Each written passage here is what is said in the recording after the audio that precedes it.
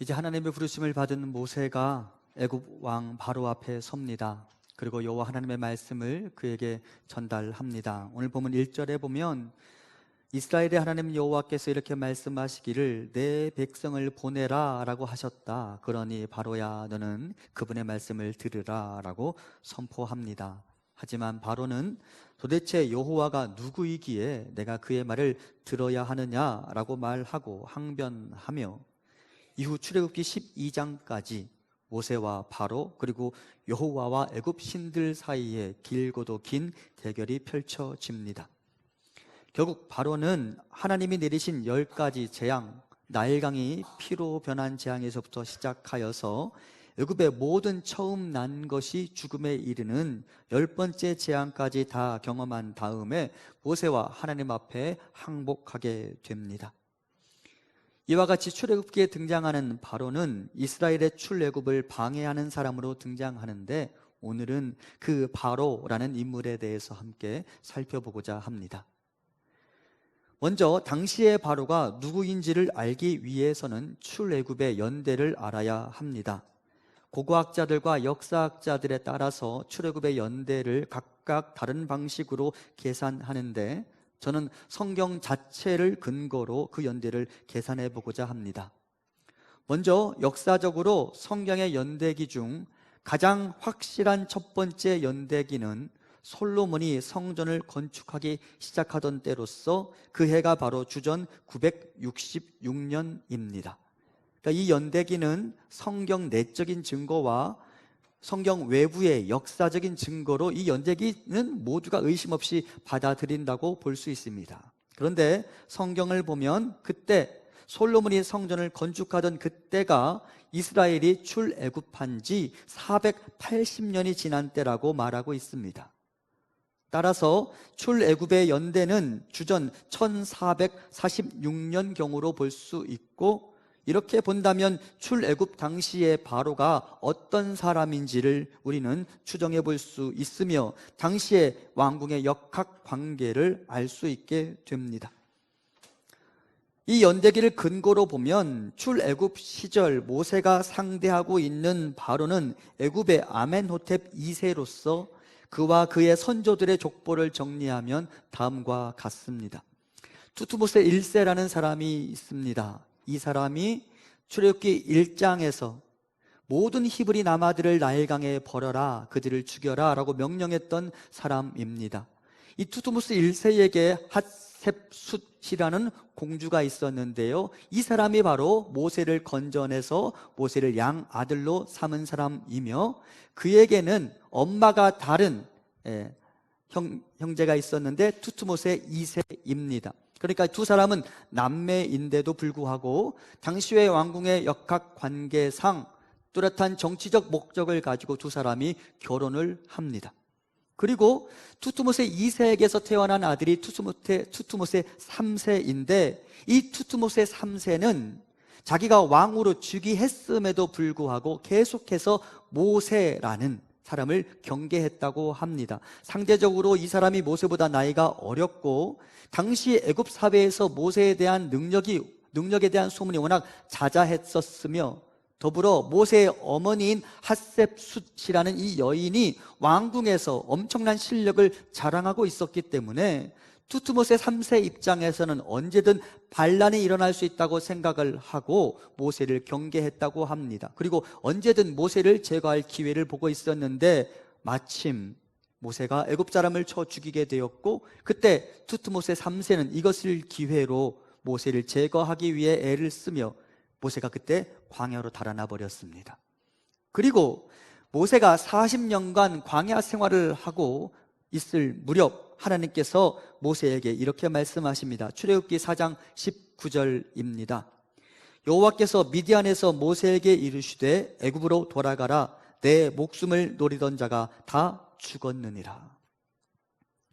그러니까 40년이라는 광야 생활이 마쳐졌을 무렵 모세를 제거하려던 투트모세 3세가 세상을 떠나게 되었고 그의 아들 아메노텝 2세가 왕 위에 즉위하게 되었습니다. 그러니까 광야에서 돌아간 모세, 하나님의 부르심을 받고 순종하며 바로 앞에 섰던 그 모세 앞에 있었던 사람은 아메노텝 2세라고 볼 수 있습니다. 그리고 이제 성경은 이 두 사람 사이의 대결을 상세하게 기록하고 있습니다. 우리가 방금 족보를 살펴보았는데 족보를 보면 알 수 있는 것처럼 이스라엘의 구원자의 이름이 모세인데 애굽 왕실의 사람들에게서도 모세라는 이름이 자주 등장하는 것을 볼 수 있습니다. 투투모세 1세, 2세, 3세. 그렇죠? 이 모세라는 이름의 의미에 대해서 우리가 출애굽기 2장에서 살펴보았었는데 모세는 구원을 받은 자, 건짐을 받은 자라는 의미를 가지고 있기도 하지만 이집트어로 모세라는 단어는 또 하나의 의미가 있는데 아들이라는 의미가 있습니다. 그러니까 왕궁의 바로의 아들들도 다 모세라고 불렸고 핫셉숲이라는 이 여인이 건져낸 이 히브리인인데 이 아들도 모세라고 이름을 붙여준 것이죠. 그러니까 사실 출애굽기는 모세와 모세 사이의 대결이 비교적 길게 묘사되어 있다고 볼 수 있습니다. 하지만 이스라엘의 모세는 애굽을 나가려 하고 섬길 자를 바꾸려 하지만 애굽의 왕좌에 앉아있는 모세는 그들을 보내려 하지 않고 이스라엘과 하나님 사이의 관계를 막으려는 자로 등장합니다. 이스라엘이 애굽을 떠나려 하는데 그들이 애굽을 떠나려 하는 이유가 무엇입니까? 오늘 본문 1절에 보면 절기를 지키기 위해라고 말하고 3절을 보면 제사를 드리기 위해라고 이야기합니다. 즉 하나님을 섬기기 위해, 예배하기 위해 이스라엘은 애굽을 떠나려 하고 있습니다. 그런데 애굽 왕 바로는 그 이스라엘의 예배를 허락할 마음이 없었고 모세와 이스라엘이 애굽을 떠나는 것을 허락할 수 없었습니다. 그렇다면 주전 1446년에 바로는 지금의 우리와 어떤 상관이 있을까요? 오늘은 그 부분을 살펴보도록 하겠습니다.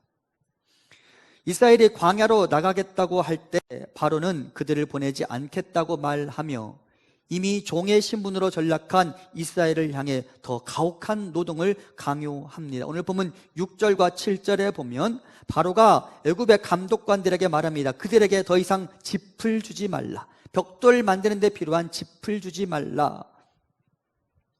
애굽의 임금 바로가 이스라엘 백성들의 예배를 방해하기 위해 선택한 방법은 그들을 분주하게 만드는 것이었습니다. 그리고 그것을 위해 바로는 노동자인 이스라엘에게 벽돌 만드는 데 꼭 필요한 벽돌을 만드는 데 접착제 역할을 하는 그 짚을 더 이상 제공하지 말라라고 말하며 이스라엘 백성들이 스스로 짚을 구해서 벽돌을 만들어내라고 명령합니다. 물론 벽돌의 양은 줄이지 않았습니다.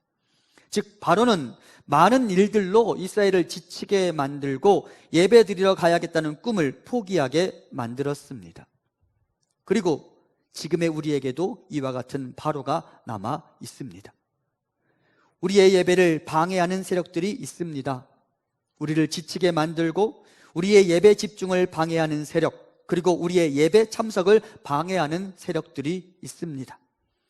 무엇이 우리의 예배를 방해합니까?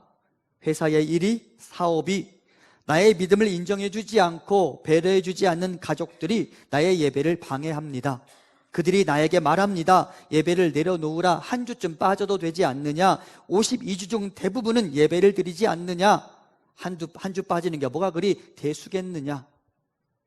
생각해보면 사실 이 말도 맞는 것 같아 보입니다. 여기 계신 분들은 사실은 대부분 1년 중 52번 예배를 꼬박꼬박 드리는 분들이십니다. 그러니까 그 중에 한 번 빠지는 것이 무슨 대수이겠습니까? 그렇게 생각할 수 있지 않겠습니까? 하지만 그렇지 않습니다. 다시 한번 냉정하게 생각해 보아야 합니다. 사실 우리는 365일 중 대부분은 예배를 드리지 않는 사람들입니다. 그저 일주일 중 하루를 예배 드리는 날로 지키고 있을 뿐입니다. 1년 중 7분의 1만 예배하는 사람들입니다. 그런데 이런 우리가 예배를 포기하는 순간 우리는 그 적은 기회마저 놓치는 것입니다. 하나님의 얼굴을 가까이에서 뵐 수 있는 기회를 놓치는 것입니다. 하나님을 가까이 함이 우리에게 어떤 의미가 있을까요? 우리 함께 히브리서 4장 16절 같이 봉독합니다.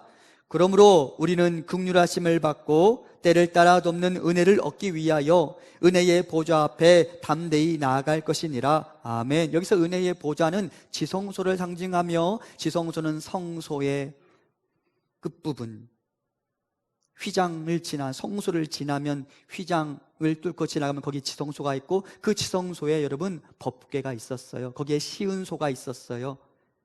그리고 하나님 말씀하십니다. 거기에서부터 은혜가 흘러나온다고. 우리의 예배를 통해 우리가 하나님의 은혜를 맛보게 될 것이라고 이야기합니다. 그런데 결국 우리가 이 예배를 포기하는 순간 우리는 그 보좌 앞의 은혜를 놓치는 것입니다.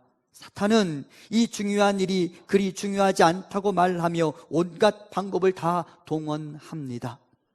그렇다고 여러분 주변의 사람들이 사탄이라는 말은 결코 아니니까 오해하지 말아야 합니다.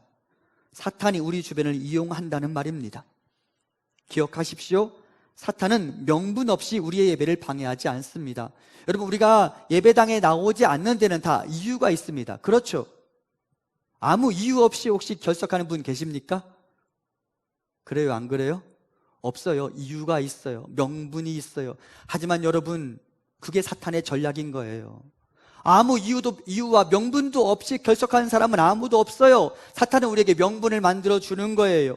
이유가 아닌 핑계를 만들어 주는 거예요. 빠져도 된다고, 그렇게 해도 된다고, 너의 대부분은 예배를 드리지 않느냐고 우리에게 이야기하며 우리의 예배를 방해합니다. 결국 중요한 것은 우선순위의 문제입니다. 영적 전쟁의 문제입니다.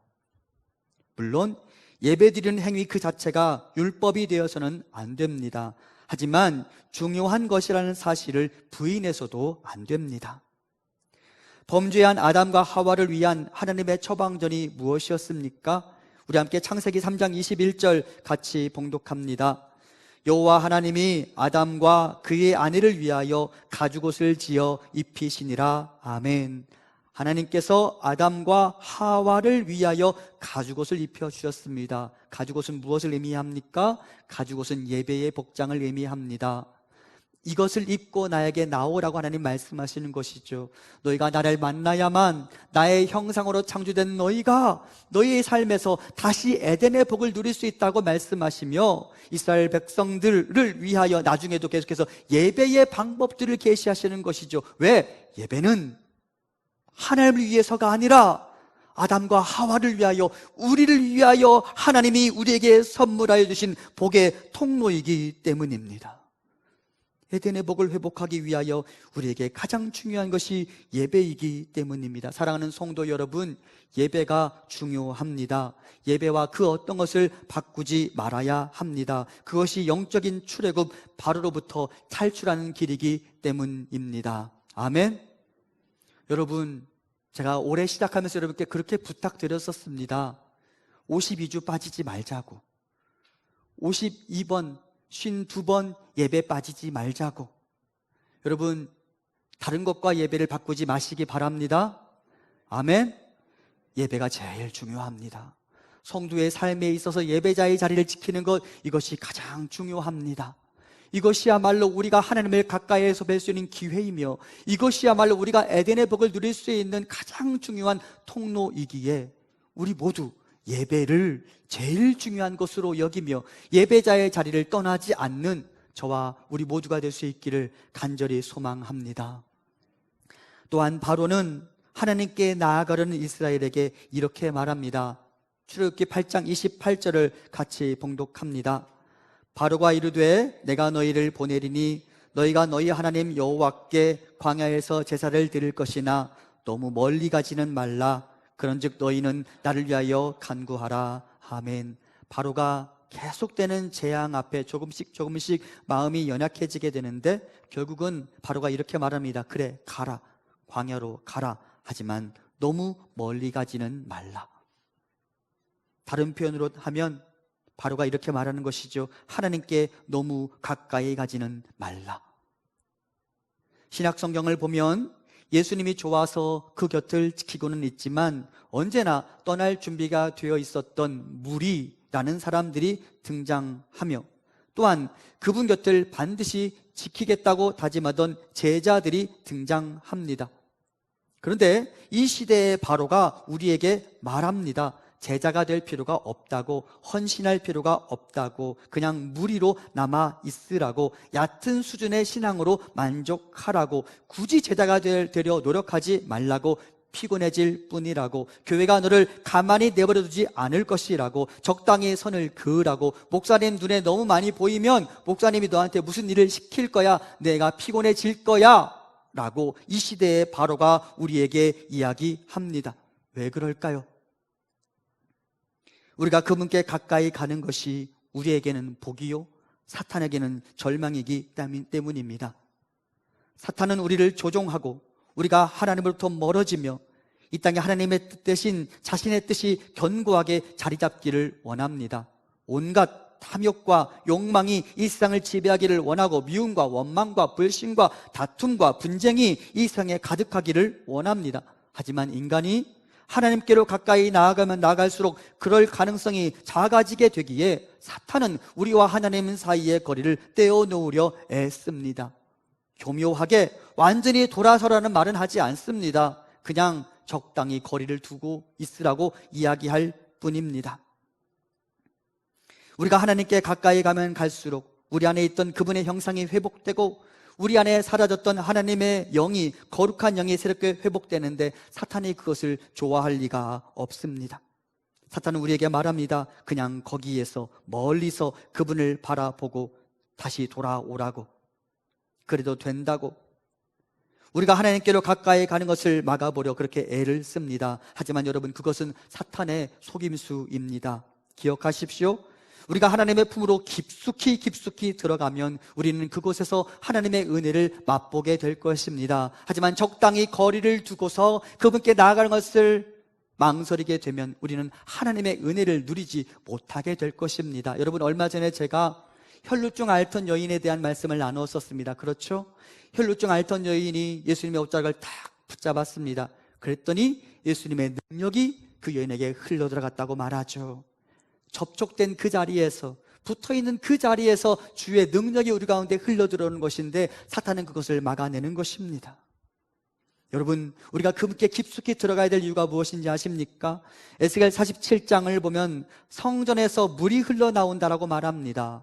물이 졸졸졸 흘러나오다가 점점 그 수면이 깊어져서 발목과 무릎과 허리에까지 차오르게 되고, 결국은 사람이 건너지 못할 수준으로 수면이 높아지게 됩니다. 그리고 그 깊어진 성령의 강물, 성전에서 흘러나온 물이 놀라운 변화를 일으킵니다. 에스겔 47장 7절 이하입니다. 내가 돌아가니 강 좌우편에 나무가 심이 많더라. 그가 내게 이르시되 이 물이 동쪽으로 향하여 흘러 아라바로 내려가서 바다에 이르리니 이 흘러내리는 물로 그 바다의 물이 되살아나리라. 이 강물이 이르는 곳마다 번성하는 모든 생물이 살고 또 고기가 심이 많으리니 이 물이 흘러 들어가므로 바닷물이 되살아나겠고, 이 강이 이르는 각 처에 모든 것이 살 것이며, 또 이 강가에 어부가 설 것이니 엔게드에서부터 에네글라임까지 금을 치는 곳이 될 것이라. 그 고기가 각기 종류를 따라 큰 바다의 고기같이 심이 많으려니와. 이와 같이 우리가 그분의 강 안으로 깊숙이 들어갈 때 그 생수의 강물이 죽어있는 나의 마음, 상처나고 갈길기 찢어지고 탄식할 수밖에 없는 나의 마음을 만지고 나를 회복시켜 줄 것입니다. 그분의 따뜻한 포옹이, 그분의 따뜻한 터치가 나에게 감동이 되고 나에게 능력이 될 것입니다. 그러므로 사랑하는 성도 여러분, 바로의 속삭임에 속지 마십시오. 너무 멀리 가지 말라는 바로의 속삭임에 넘어가지 마십시오. 그분께 가까이 가지 말라고 말하는 바로의 속삭임에 넘어가지 마십시오. 무리, 스타를 좋아하는 팬을 넘어서서 그분의 제자가 되어야 합니다. 사랑하는 성도 여러분, 두려워하지 마십시오. 그분과 거리가 가까워지면 가까워질수록 내가 감당하기 어려운 일들을 교회가 나에게 시킬 거라고 속삭이는 사탄의 속임에 넘어가지 마십시오. 관찰하지 말고 참여하십시오. 언제든 타단할 준비가 되어 있었던 가룟 유다가 아닌, 설사 실패한다고 하더라도 지금의 마음은 절대 나는 그분 곁을 떠나지 않으리라, 그분 옆에 있으리라 고백하고 다짐했던 베드로가 되어야 합니다. 여러분, 성만찬의 자리에서 주님께서 말씀하셨죠. 너희들 중에 한 사람이 나를 부인하리라. 그때 가룟 유다도 베드로도 똑같이 질문했어요. 주님, 나는 아니지요. 하지만 여러분, 그 질문을 던지는 두 사람의 마음이 달랐다고 말씀드렸습니다. 한 사람은 떠날 준비가 되어 있었고 한 사람은 머물 각오를 하고 있었죠. 사랑하는 성도 여러분, 떠날 준비가 아닌 머물 각오를 하는 우리가 되기를 소망합니다. 그분께로 가까이 가는 것을 두려워하지 않는 우리가 되기를 소망합니다. 그분 앞에 나아가십시오. 더 깊숙이 그분 안으로 들어가십시오. 성전에서 흘러나오는 물이 저와 여러분의 삶을 바꾸게 될 것입니다. 그 능력이 저와 여러분의 삶을 바꾸게 될 것입니다. 사탄의 속삭임에 넘어가지 마십시오. 적당히 거리를 두라는 말에 넘어가지 마십시오. 그분께 가까이 가십시오. 성경은 하나님과 우리 사이를 혼인관계에 비유합니다. 남자와 여자 사이의 결합처럼 진정한 연합을 추구해야 하는 신랑과 신부 사이의 관계로 하나님과 우리 사이를 설명합니다. 여러분, 아가서에 등장하는 신랑과 신부 사이의 아름다운 대화를 좀 기억해 보십시오. 둘 사이에 절대 떨어질 수 없었던 신혼시절을 기억하십시오. 여러분, 신혼시절의 거리 얼마나 가까웠어요? 그렇죠. 지금은 얼마나 떨어져 있어요? 그때에 비하면 너무 멀리 떨어져 있어서 상대방의 체온이 나에게 전달되지 않는 것은 아닌지 모르겠습니다. 여러분, 신혼시절의 거리를 다시 회복하셔야 합니다. 하나님이 우리를 사랑하시며 나와 함께 있자고 말씀하십니다. 우리 아가서 6장 3절 같이 봉독합니다. 나는 내 사랑하는 자에게 속하였고 내 사랑하는 자는 내게 속하였으며 그가 백합화 가운데서 그 양떼를 먹이는도다. 아멘. 아가서에 내가 그에게 속하였고 그가 나에게 속하였다는 구절이 자주 등장합니다. 워낙 가까워서 둘이 하나가 된 것처럼 둘 사이가, 신랑과 신부의 관계가 그렇게 묘사되는 장면이 자주 등장합니다. 그것이 우리와 하나님 사이의 거리여야 한다고 말하는 것이죠. 우리 함께 예레미야 2장 2절 같이 봉독합니다. 가서 예루살렘의 귀에 외칠지니라.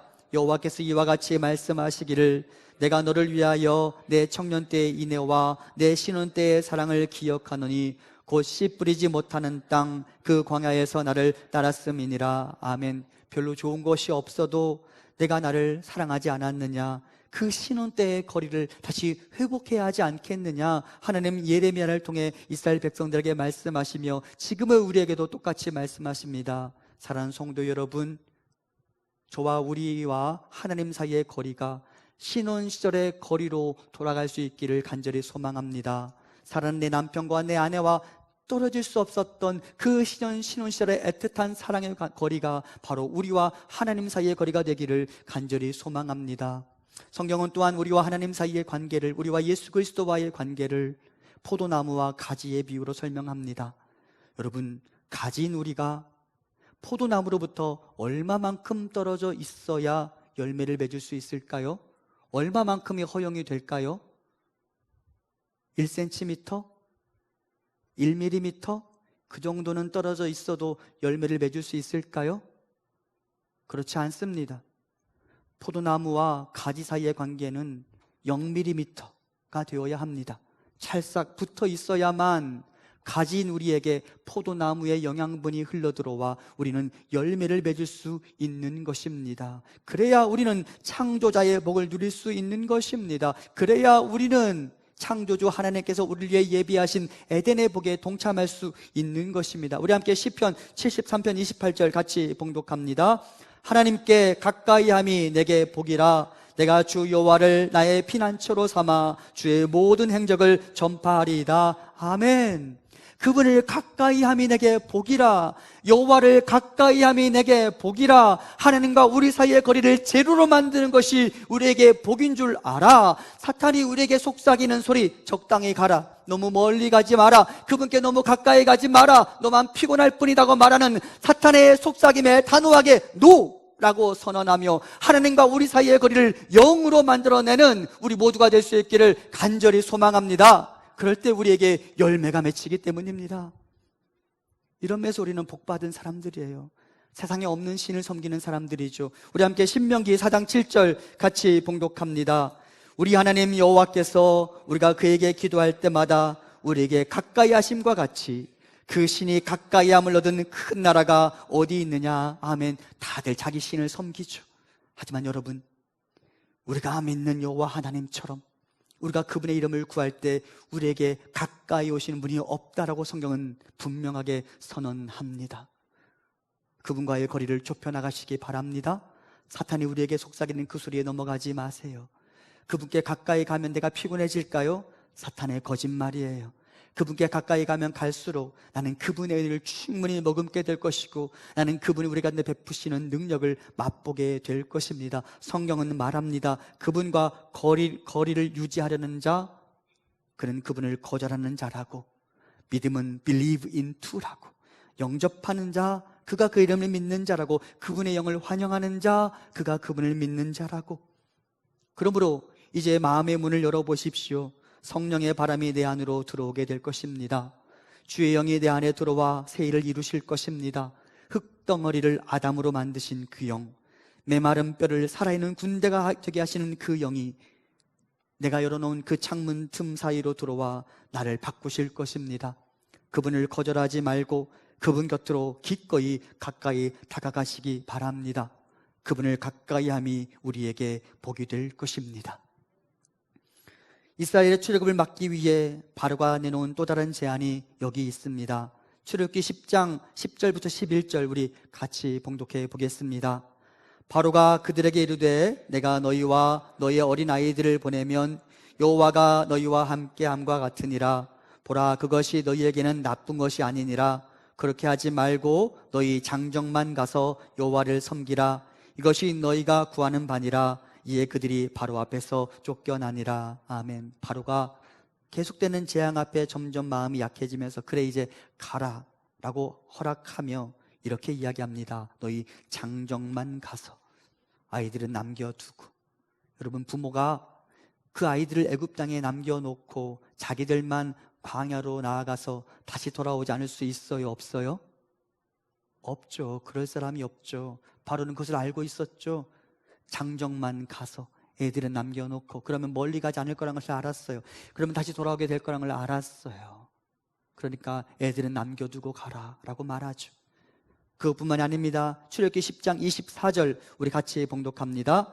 바로가 모세를 불러서 이르되 너희는 가서 여호와를 섬기되 너희의 양과 소는 머물러 두고 너희 어린 것들은 너희와 함께 갈지니라. 아멘. 바로가 이번엔 또 하나 양보하는 것 같습니다. 그래? 그렇다면 애들도 데리고 가. 하지만 너희 양과 소는 남겨두고 가. 재산이 있으면 멀리 가지 못할 테니까, 재산이 있으면 다시 돌아오게 될 테니까 바로는 지금 그것을 노리고 모세와 이스라엘 백성들에게 그 재산을 미끼로 멀리 달아나지 못하도록 만들고 있습니다. 그것으로 하나님과 사람 사이의 거리를 갈라놓으려 합니다. 그리고 내가 중요하게 여기느라 하나님 대신 선택하게 되는 그 모든 것을 성경은 딱 한 단어로 정리합니다. 우상. 나에게 하나님보다 더 중요하게 여겨지는 것, 상실하게 될까봐 나를 두렵게 만드는 것, 그것이 우상입니다. 사실 우상은 나에게 꼭 필요하며 나에게 매우 중요하게 여겨지는 것입니다. 하지만 알아야 합니다. 믿음이란 내가 중요하게 여기는 바로 그것보다 하나님의 말씀을 순종하는 것이 더 옳다고 믿고 행동하는 것입니다. 그런데 바로는 그것을 막아섭니다. 그리고 뒤를 돌아보라고 말하고 주를 따르는 것을 포기하라고 말합니다. 애들을 생각하라, 먹고 살아야 하지 않겠느냐라고 말하며 돈과 가족들과 자녀들을 통해서 우리에게 하나님께 가까이 가는 것을 막아내려 합니다. 그냥 여기 머물러 있으라고 말합니다. 멀리 가지 말고 가서 돌아오라고 말합니다. 경계선을 넘지 말라고 말합니다. 너 자신의 이곳에서 삶이 중요하지 않느냐고 우리에게 이야기합니다. 바로의 속삭임인 것이죠. 복음서에 등장하는 영생을 얻는 일에 실패한 부유한 청년을 기억하십시오. 마태복음에 보면 한 청년이 와서 예수님께 묻습니다. 어떻게 하면 영생을 얻을 수 있습니까? 그리고 주님이 답하십니다. 내 소유를 팔아 가난한 자들에게 주라. 그러자 그 청년이 이렇게 반응했죠. 그 청년이 재물이 많음으로 이 말씀을 듣고 근심하며 가니라. 돈 때문에, 재물 때문에 하나님께 가까이 갈 수가 없었던 것이죠. 소돔과 고모라가 멸망당할 즈음에 뒤를 돌아보지 말라고 하신 하나님의 말씀을 어기고 뒤를 돌아본 롯의 아내를 잊지 마십시오. 창세기 19장 26절 같이 봉독합니다. 롯의 아내는 뒤를 돌아보았으므로 소금 기둥이 되었더라. 아멘. 롯의 아내가 소돔과 고모라를 그냥 떠날 수가 없었어요. 남겨진 재산이 있으니까, 하나님께 그냥 나가기에는 아까운 것들이 있으니까, 버리기에는 아까운 것들이 있으니까 그녀가 뒤를 돌아보았고 그녀가 하나님의 복을 다 놓치게 되죠. 복음 안에 거하다가 자신의 탐심, 곧 우상 숭배를 버리지 못하고 세상을 사랑하여 복음을 떠나버린 데마를 잊지 마십시오. 디모데후서는 이렇게 말합니다. 데마는 이 세상을 사랑하여 나를 버리고 데살로니가로 갔고, 이 세상을 사랑하여. 결국 나의 믿음의 행진에서 나에게 뒤를 돌아보게 만드는 것이 바로 내 안의 바로이며 나의 우상입니다. 여러분, 제가 나의 가족들이 중요하지 않다는 말씀을 드리는 게 아닙니다. 나의 가족들이 중요하고 나의 집과 나의 은행 통장 잔고가 중요합니다. 나의 월급과 연봉이 중요합니다. 하지만 그것들이 내가 하나님께로 나아가는데 자꾸 뒤를 돌아보게 만든다면 여러분, 그것은 나의 우상인 것입니다. 그리고 그것을 내려놓아야만 합니다. 그것들이 나에게 두 번째 순위가 되어야만 합니다. 성경은 우리에게 이렇게 말합니다. 누가복음 9장 62절 같이 봉독합니다. 예수께서 이르시되 손에 쟁기를 잡고 뒤를 돌아보는 자는 하나님의 나라에 합당하지 아니하니라 하시니라. 아멘. 주님 우리에게 말씀하십니다. 뒤에 두고 온 양과 소, 너의 자녀들 때문에 내가 하나님께 나아가는 그 길에 뒤를 돌아보는 일은 없어야 한단다.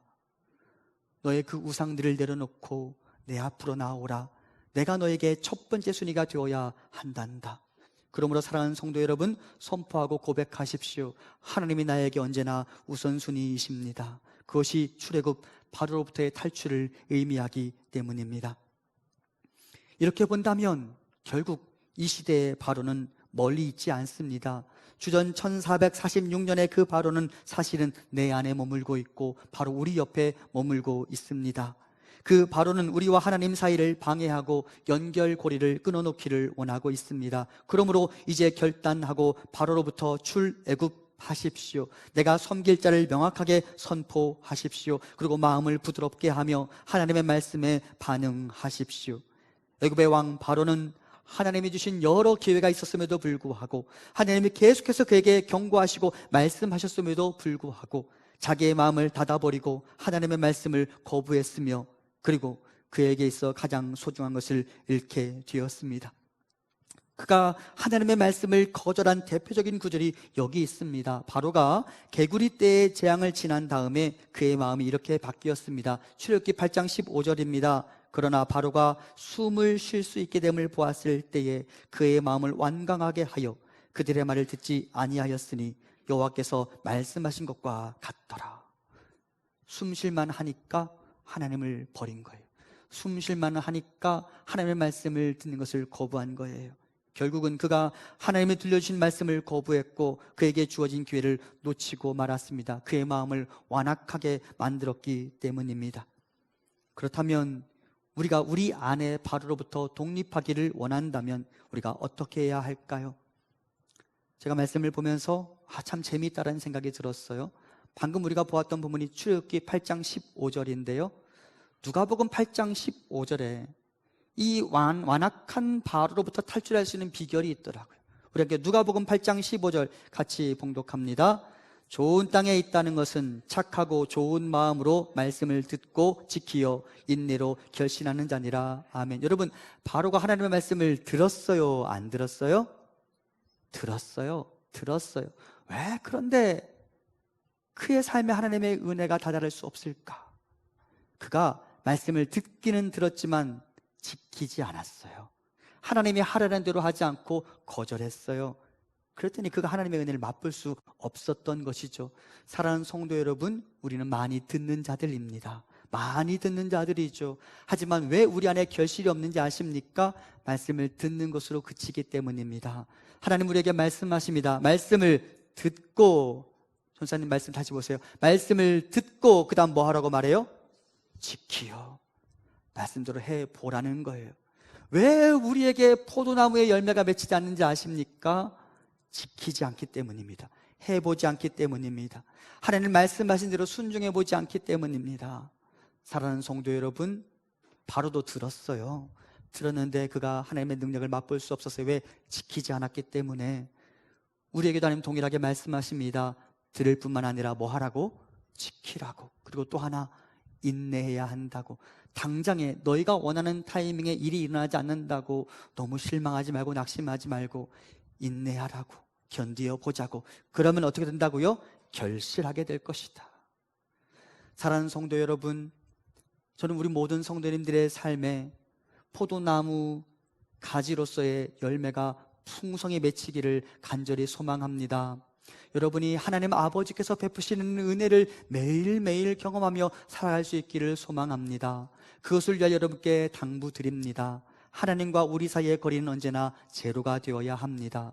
사탄이 우리에게 그만큼만 하라고, 적당히 가라고 말할 때 사탄에 대하여 노라고 선포하시며 기꺼이 하나님께로 나아가는 우리가 되기를 소망합니다. 사탄은 우리에게 우상을 심어놓고 하나님께로 가까이 가지 말라고, 손해라고 말합니다. 그러면서 내 안에 있는 그 우상을 나의 인생의 첫 번째 순위로 두자고 말합니다. 여러분, 그 사탄의 속삭임에도 단호하게 노라고 선포하시기 바랍니다. 언제나 하나님이 우리 삶의 우선순위가 되기를 소망합니다. 그리고 하나님의 말씀이 들려오거든 그 말씀을 듣는 것뿐만 아니라 듣고 지키어 인내로 결실하는 저와 여러분이 되기를 소망합니다. 제가 재미있는 것을 발견했어요. 우리가 일본으로부터 해방된 날이 언제예요? 8월 15일. 방금 출애굽기 8장 15절, 누가복음 8장 15절, 그냥 저 혼자 재미있었어요. 여러분, 바로로부터 탈출하는 우리가 되었으면 좋겠습니다. 그것을 위해 하나님 우리가 말씀하십니다. 말씀을 듣고 지키어 인내로 결실하는 자니라. 오늘 하나님 우리에게 당부하셨으니 그 말씀을 듣고 그 말씀대로 해보고 하나님 베푸시는 열매를 맺는 저와 여러분의 삶이 되기를 간절히 소망합니다.